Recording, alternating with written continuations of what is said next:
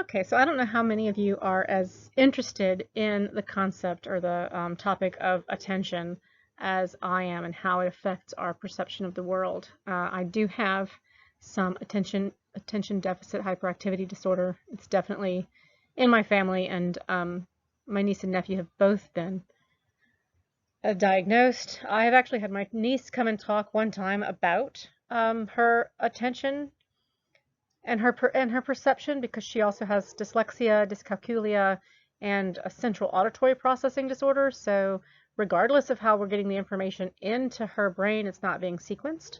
But then she has attention deficit hyperactivity disorder, so it's not being sequenced, but there's also her attention is, oh, bunny, yeah, so yeah, like that. It's a fascinating topic to me, and in some ways, it bothers me a little bit that your author sticks with visual attention, but as I said, there's so much research on the visual modality, and honestly, it would have been, I think, difficult for him to include much more. But so usually, I in class do a dichotic listening task. If you guys know what that is or want to go look that up, and it's fun to kind of watch the person struggle with listening to two people talk in two different ears and shadow and say something, say one of them out to the class, and it's uh, just kind of shows that in the auditory modality we have a similar kind of bottleneck, although exactly what's happening is pretty different, because typically the visual world is staying stable. And as I look around in my garden right now, my eyes move, and so it's constantly changing. But if I look away and look back at something, it's going to be in the same place, so it's going to stay there. Whereas me talking right now, this auditory modality, it's here and it's gone. So there are some differences when we are talking about perception and attention, but we're going to stick with the visual world as we are doing this online.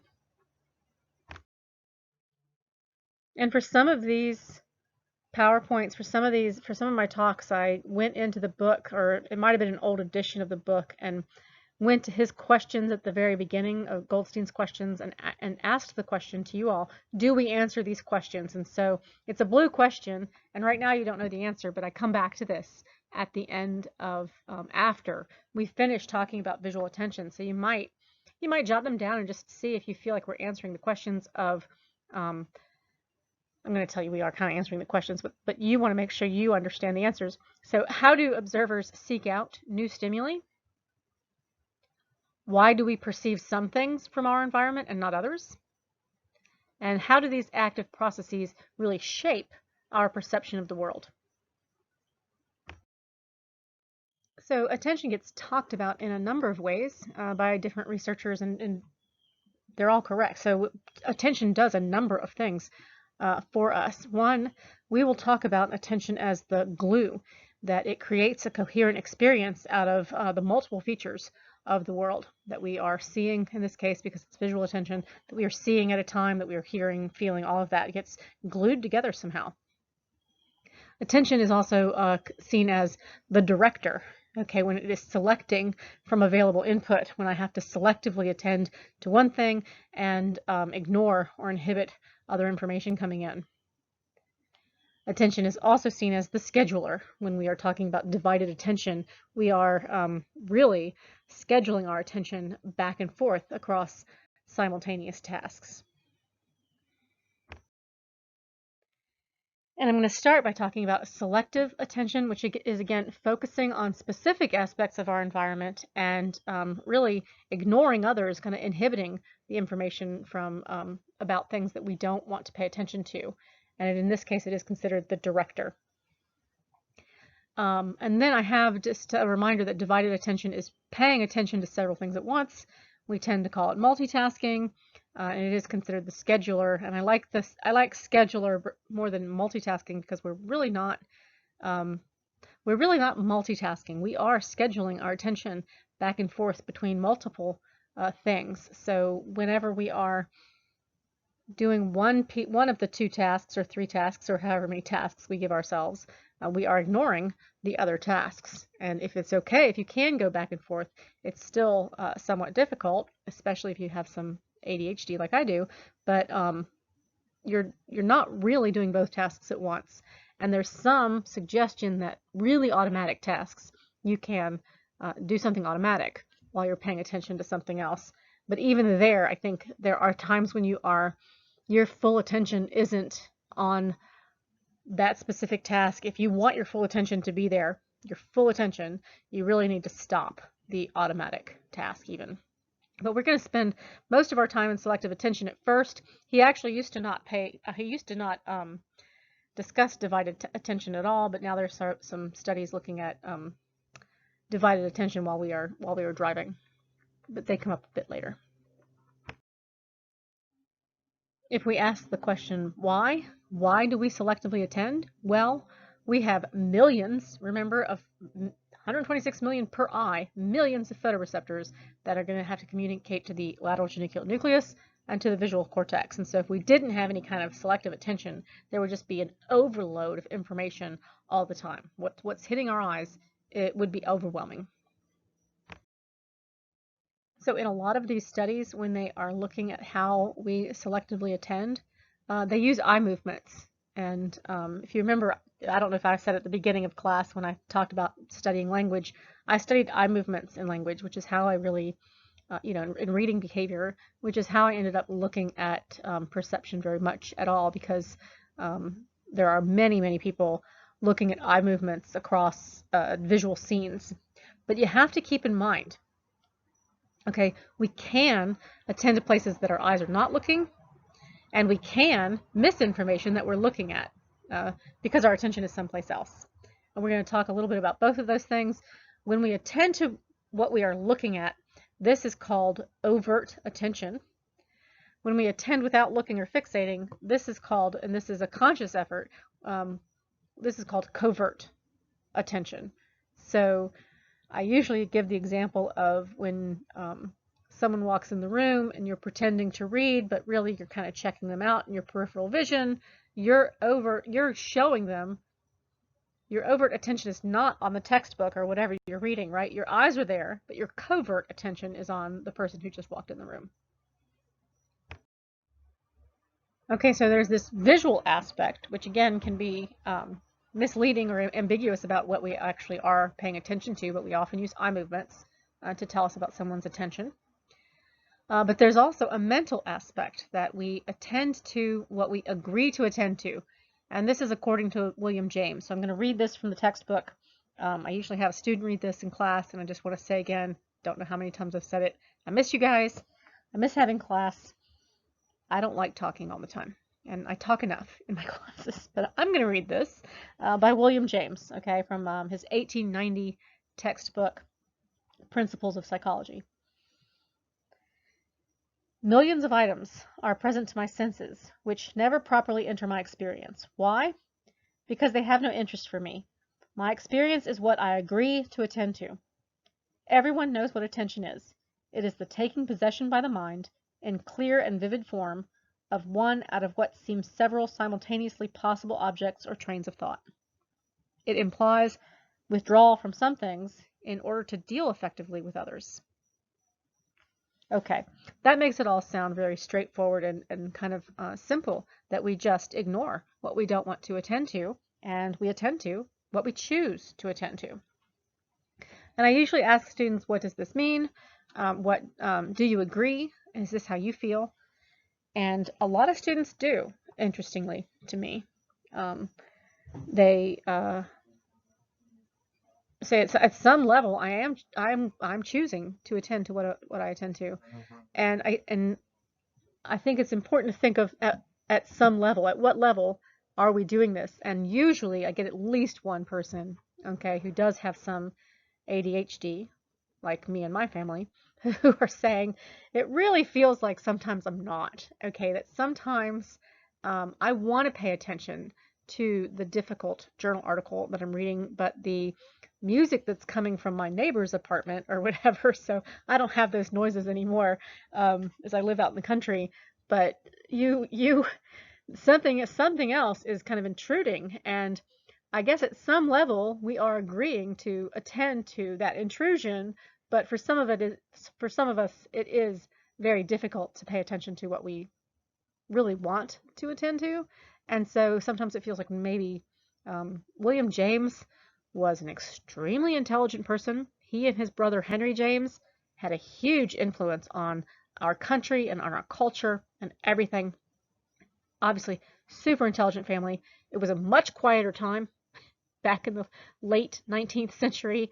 You know, maybe they were really, truly attending to what they agreed to attend to. And maybe even those of us who are attention deficit hyperactivity disorder, maybe we are too at some level. But to me, it feels like sometimes it's really difficult to pay attention to what I really consciously want to attend to.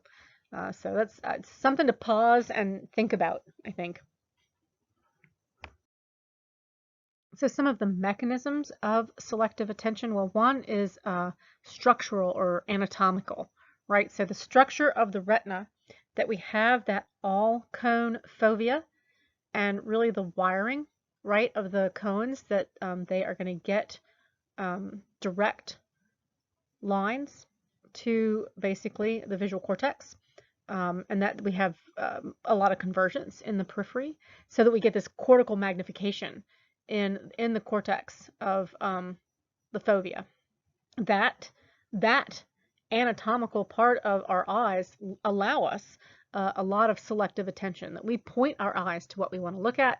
And if we want to see something in detail, like when I'm looking at the word retina on this screen, I have to put it on my fovea. If I'm looking anywhere else off the screen, I really can't see the detail of that. I'm paying attention to something else, visually anyway.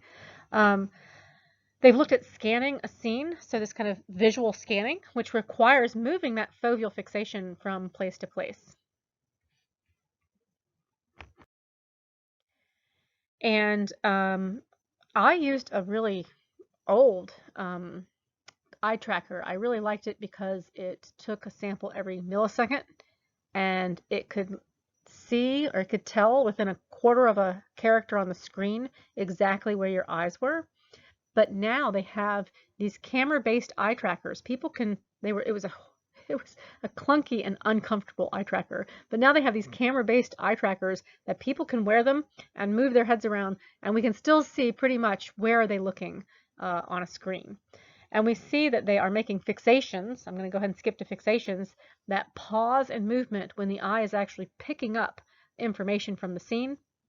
They're also making these saccades, okay, these quick sweeping movements that the eye makes when it's going from one point to another.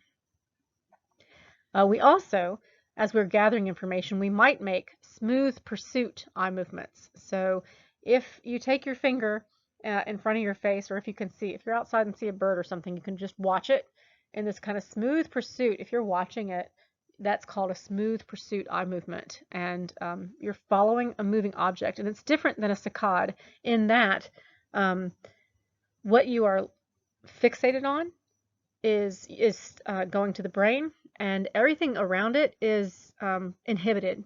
Okay, so you're really, if you kind of think about the peripheral vision while you're doing this pursuit movement, you'll notice that it's really blurry. Okay. Saccades, when we make saccades from one place to another,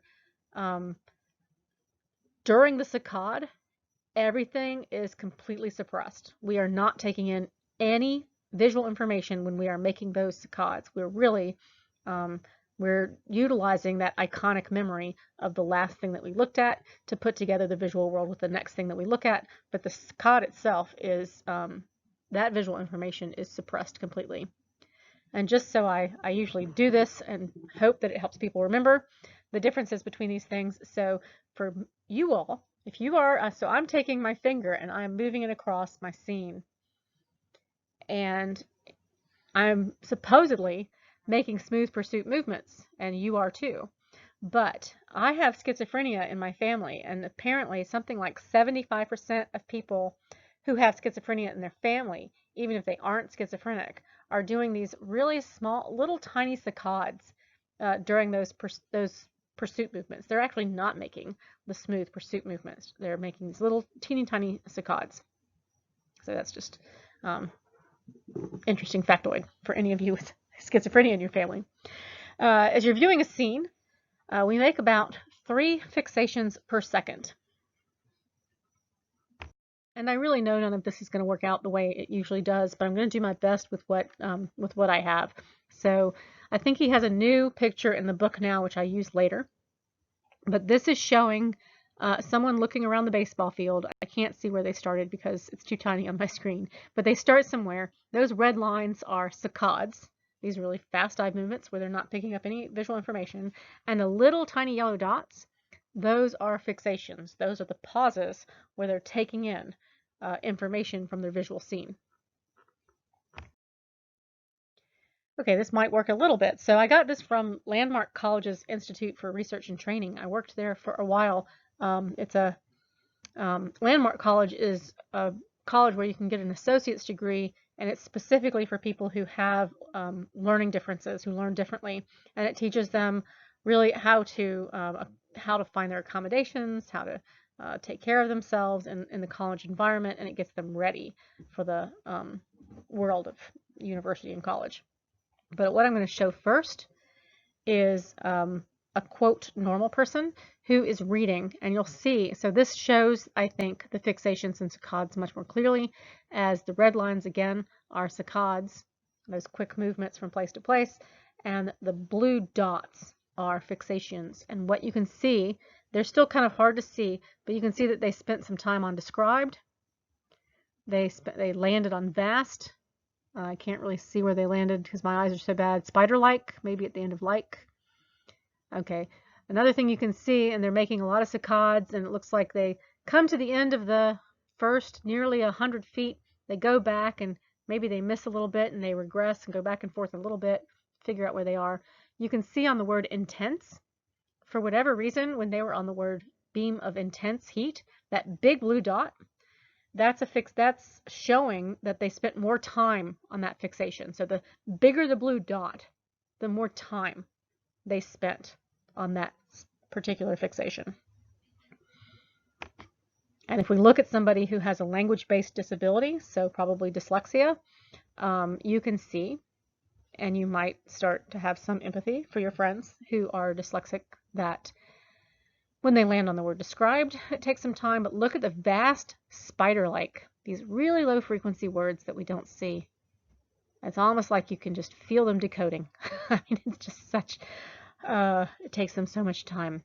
You can also see that they are making a lot more forward saccades and then regressions, so going back and forth as they are trying to figure out the words.